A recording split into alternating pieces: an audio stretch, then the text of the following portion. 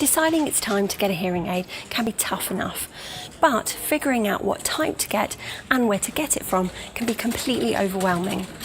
This short video will guide you through the key decisions you need to make to ensure you get the right hearing aid for you. Hearing aids are more than a simple mic and speaker that make everything sound louder. The really clever thing they do is adjust the level of the sounds around you to help you hear the important things, like voices, more clearly. In a noisy place, like at a party or in a cafe, they'll help you to hear the conversation you're having over the background noise. They can even learn how you use them, so over time they can change what they do to suit you. When you buy, you'll need to decide how sophisticated your hearing aids need to be based on your lifestyle. If you spend a lot of quiet time at home, as opposed to places like this, then a more basic and cheaper model may be perfectly adequate for you.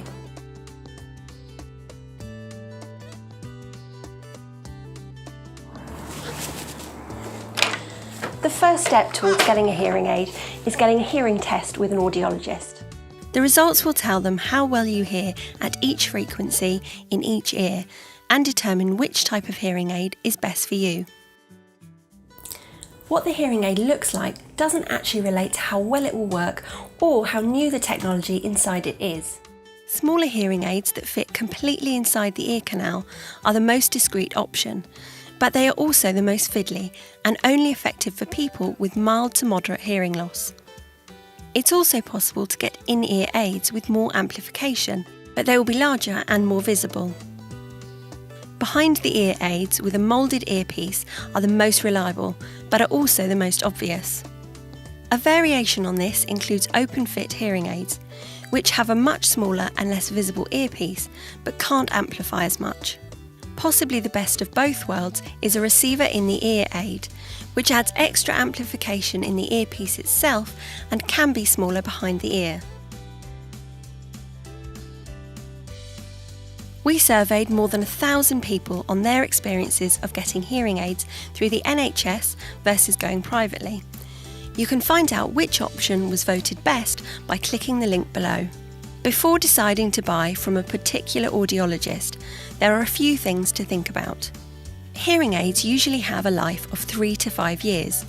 Be sceptical of a company telling you you'll need a newer model after a year or two. Make sure that the package includes regular appointments to check your hearing and the hearing aid itself, reprogramming if necessary, and help if you're having problems. Ideally, try and pick a shop that enables you to see the same audiologist each time you visit. Many shops have tie-ins with certain manufacturers, and some providers will sell exactly the same hearing aid as a competitor, but under their own brand, which makes it hard to compare prices. Ask your audiologist for more information about brands so you can compare products and packages. Pick a provider that will pay for repairs and replaceable items, such as batteries and wax traps.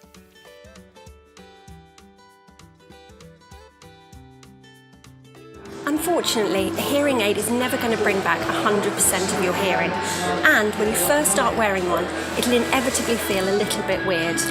It'll take time for your brain to learn to interpret the new sounds that the hearing aid is providing. Persevere though, as over time what you hear will improve. More than 1,000 Which members told us what the NHS and high street shops are really like. To find out which are the best and the worst hearing aid providers and what you should be paying, then log in or sign up for a £1 trial subscription to Which.